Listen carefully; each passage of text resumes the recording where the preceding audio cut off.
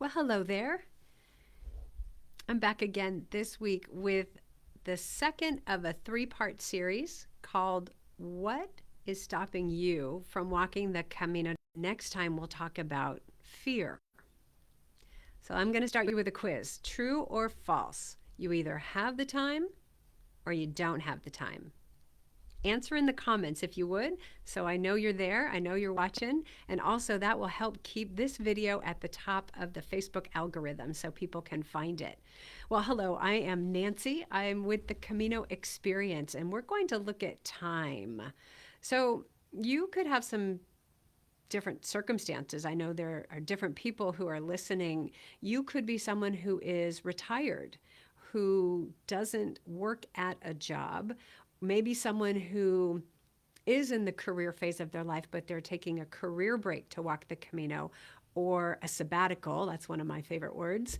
And you have all the time in the world. Time is just not an issue. So that could be you, but you might still have a time issue or question. I'm going to address that in a few minutes.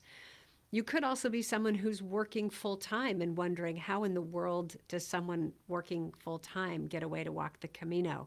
You might have children at home or other big commitments like running a business. Well, guess what?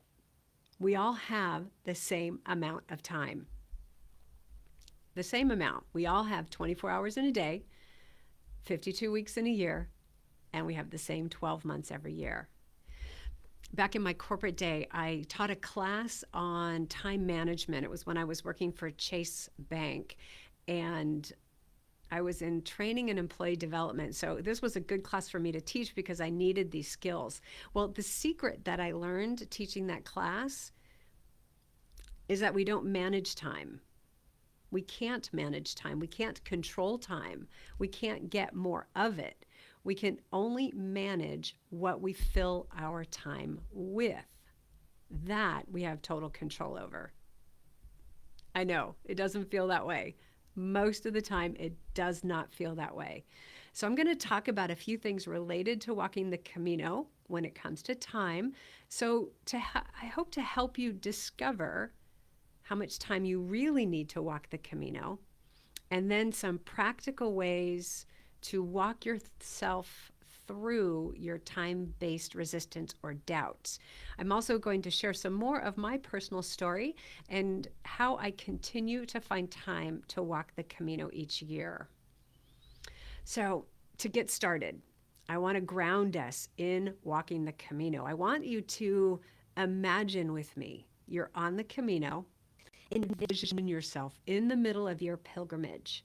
What's it like? What's the experience that you are after? Are you looking to be a part of the global pilgrim community? So you're going to immerse yourself in that culture, that community.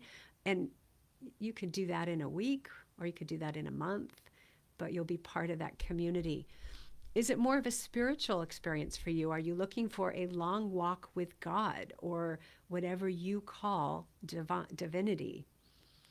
Maybe you're looking for a total shakeup of your current life. I've done that. I've taken steps away and shaken things up with no plan to return to what I knew before. That's the story that I shared in last week's video. Maybe when you envision yourself on the Camino, you envision yourself walking until you feel like stopping, whether you reach Santiago or you reach the coast in Finisterre. Just walk until you feel like stopping. And so time is more fluid for you. Or are you in a position where you just need a vacation and a walking holiday sounds perfect, maybe just a couple weeks away? Is it important to you to walk the entire Camino? Okay, wait a minute. What does entire Camino mean? Well, when people say I walked the entire Camino, often what they mean is they walked the whole route. So if you picked up a guidebook and the guidebook says, this is the Camino Frances. It starts in Saint-Jean-Pied-de-Port, it goes to Santiago de Compostela. That's a complete that's a complete Camino route. The Portuguese route, whether that starts in Faro, Lisbon, or Porto, to walk that would be walking an entire Camino. But the thing is, you can walk a complete pilgrimage choosing your time spent and how far you're going to walk. So it doesn't have to be a complete route. It can be shorter. It can be a part of a route. So that brings me to the next question. What route do you want to walk? Well, the Frances that I mentioned is 800 kilometers from Saint Jean to Santiago. It takes about 30 to 40 days, even more if you want to take your time. And then you have to add on travel time to and from the Camino. So this whole trip could be between 45 to 50 days. The Portuguese route from Lisbon or Porto is anywhere from about 220 to 520 kilometers, and that could take you anywhere from 10 to 30 days. The Camino Inglés is about 115 kilometers from Ferrol to Santiago, and you can walk that in 5 to 8 days. So you see, the time can be fluid. You can pick what works for you. Well, I'm going to talk more about that in a minute. You can start wherever you want on the route. That's the other thing I want to mention. So if you want to walk the Frances route, but you don't want to take 30 to 40 days, you can walk a shorter part of that. So there are two questions here. How much time will that take? And how much time do you want to spend on your Camino pilgrimage? Does it feel a little daunting, a little intimidating to think about these big, long walks? I think that's good. I think it's supposed to feel that way. This is a big thing you are thinking about doing. This is a life-changing thing if you allow it to be, if you go into it with the attitude that it will be. Well, it's not for everyone. Not everyone has a life-changing experience, but you might. Let's see what happens. So let's look next at the time on the Camino. How is time spent on the Camino? See, when you go on the Camino, you're not going to be doing all that stuff you do at home. You won't be sorting through the mail every day. You won't be running the kids around to all their activities. You won't be meeting your girlfriends or guy friends for a hike or for going out to lunch or meeting for coffee. Well, actually, you will be doing those things on the Camino. If you're still working, you won't be going to meetings. You won't be doing presentations. So how do you fill the day on the Camino? What's actually happening? Well, when you're on the Camino, your day is filled with walking, breaks, meals, shower, laundry, resting, and connecting with other pilgrims. It's a really simple routine. The walking is the biggest part. You'll be walking anywhere from, say, 3 to 8 hours a day. It's a lot of time spent walking. But it's a different use of time. It's a different feeling of time. Time, I think it starts to disappear. It starts to change for us, or our relationship to it starts to change when we're on the Camino. Okay, so let's take a moment to identify your ideal timeline. So your ideal Camino experience, how long is it? Is an ideal time for you maybe that 2-week walking holiday just to get away? Or is it a bigger, more involved, longer experience? How much time do you want to spend? So let me give you a little bit of my story. The first time I walked the Camino in 2005, I was on the Camino for 30 days. I went from Pamplona to Santiago de Compostela, and I skipped some parts. I didn't walk at all. I had some knee problems, so I had to take the bus a bunch of times. So 30 days. That was great. A month on the Camino was perfect. The second time I went, I was really committed to walking every step. And so I took 43 days to walk from Roncesvalles to Santiago de Compostela. On subsequent Camino walks, I took anywhere from 3 days to 3 weeks. Excuse me, just whatever I wanted to do at the time. All of these offered a completely different experience. You can do what you want. You can walk parts, you can skip parts, you can spend a lot of time, a little time. The question is, what experience are you after? Possibly a better question, well, maybe not better, but a more important one is now the right time for you to walk the Camino? And if not, when is the right time? So Camino will be there when you're ready. Okay, so you're thinking about all this stuff. What's ideal for you? What's the vision of what you want? What are you expecting? What do you hope to experience? And I want you to notice that I talked about that first. I talked about the vision first before looking at how things currently are in your life so that we know what you're saying yes to, because you might need to say no to some other things. So let's go to our next step, and that is to evaluate your current time-based commitments. Remember, we all have the same time, but we all have different commitments filling that time. So when you do a survey of your current life, whether that's work or family or volunteer commitments, business stuff, leisure activities, whatever fun things you like to do, what can you let go of or put on hold while you walk the Camino? Another way to look at this is to ask yourself, what am I saying yes to in my current life that I shouldn't be saying yes to? What things do I need to let go of or move into the I'm not doing that anymore category? And then related to this is, who do you need to talk to about this? Because there are people in your life who will be impacted. If you're still working, your work community will be impacted. Your boss will be impacted. If you have family, your family's going to be impacted. And your friends will be impacted because they're going to miss you when you're gone.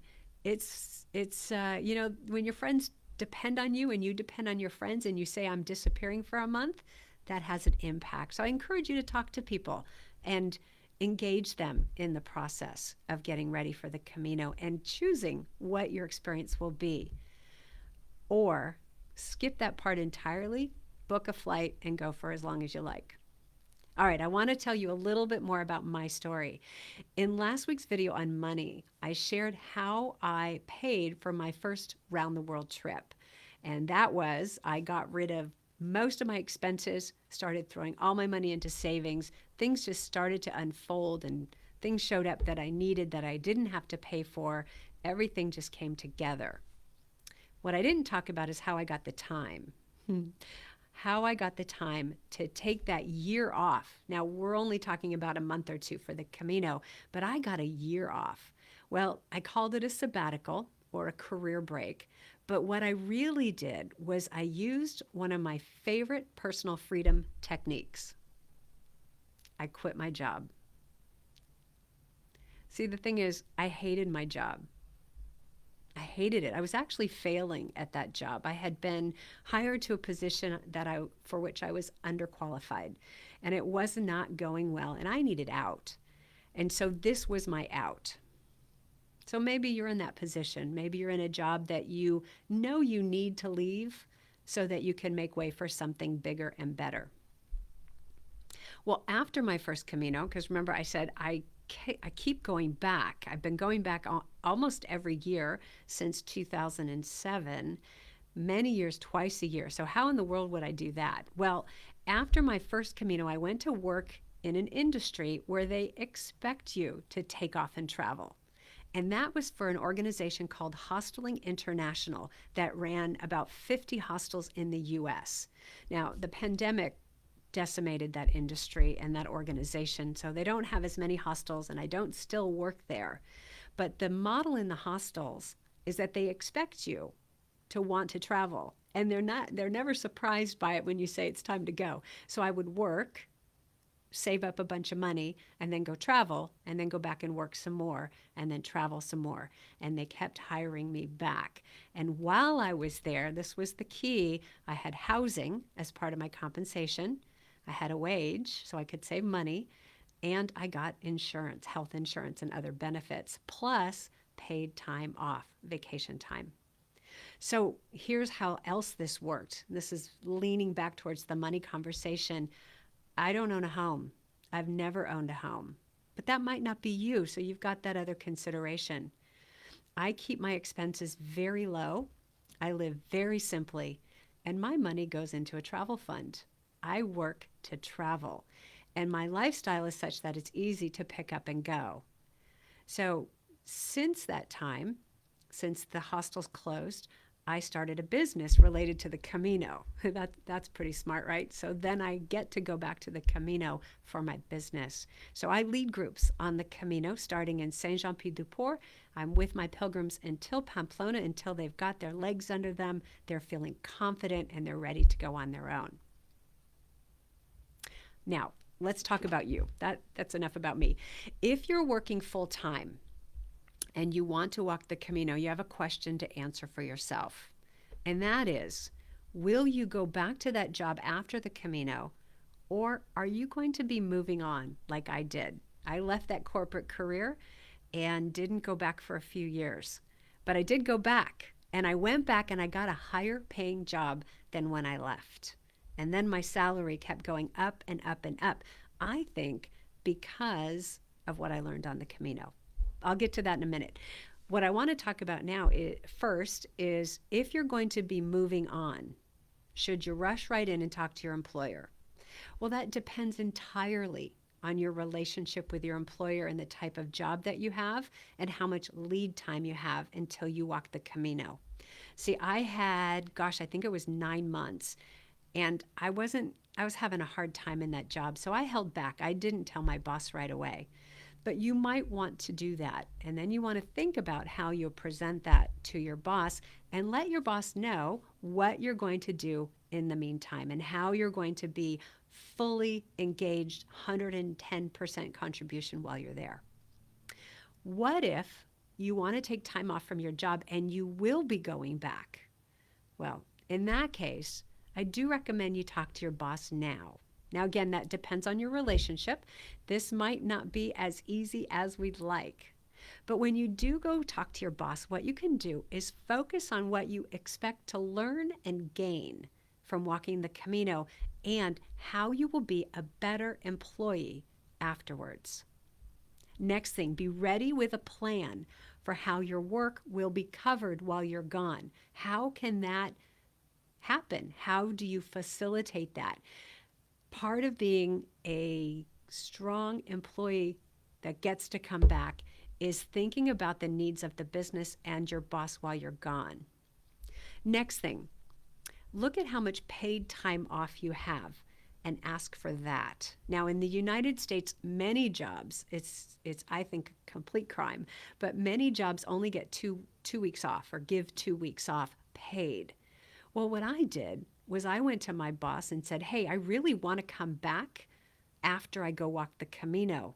Can I take 2 weeks of vacation and 2 weeks unpaid time? Now, I had to get the money in the bank to be ready for that, but she said yes. And so I did that a couple times. So the key here is to be sure that you have enough money for the trip in the bank plus a safety net. Last thing, know in advance if you are willing to quit the job if they say no, you can't have that much time off. What if you have a family? What if you have people at home who you'll be leaving behind? And this is especially important if they're younger children. So I think the first thing I would ask is now the right time? How do you feel about missing significant events or milestones in your family's life? And if you're not willing to miss them, change your date. When will you go walk the Camino? So you make sure that you don't miss those important things.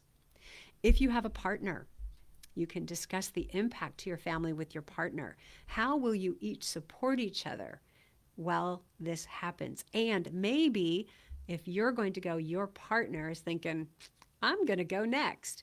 So be ready for that.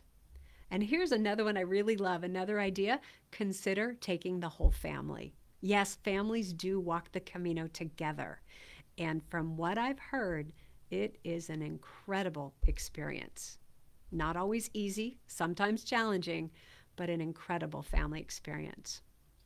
Recently, I talked to a mom from Boston who you're going to hear about in my podcast in a few weeks. And she has 2 young boys, 12 and 13. She's been prepping them for a while so that she could step away for as long as she wants to to go walk the Camino. So, of course, she has a supportive partner, and they've been prepping by going away for smaller trips and leaving the other parent on the job. So, what she's teaching them, and she's doing this intentionally, is the value of independence within the family unit and the value of travel. So, it's just something to think about. If you've got young children, how can you incorporate them into what you're going to be doing? And how can you find the right time to go walk? See, this all brings me to something I think is so important, and that is the magic of saying yes. When you tune in to what you want and why you want it, things start happening. So, share it with people. Talk to people. Tell them what you're going to be doing, because this is something that most people only dream of. And that is inspiring. So inspiring. So talk about it. And here's what happens. Remember my story from the money video. When I started talking about what I was doing, hidden resources started to show up. People will cover for you. They'll take over some of your responsibilities to free you up, because some of those people don't want to go, but they want you to go, and they want to support you in doing that. Okay, let's go back to where we started at the beginning of the video. True or false? You either have the time or you don't have the time. What do you think? You have the time, just like I do. The question is, what will you fill your time with? Okay, I'm assuming you're going to say yes. You're saying, yes, I want to do this. So I want to set you up with a roadmap to how to go from here to your first steps on the trail. It's a Camino planning roadmap I put together for first-time pilgrims. If you don't already have it, you can request it by using the link in the description of this post. Okay, so check that out. That puts you on my email list, so you can also expect to hear from me with other tips and tricks for walking the Camino. And I've also got my website there for you if you would like to learn more about how I help first-time pilgrims. All right, next week we're going to talk about fear.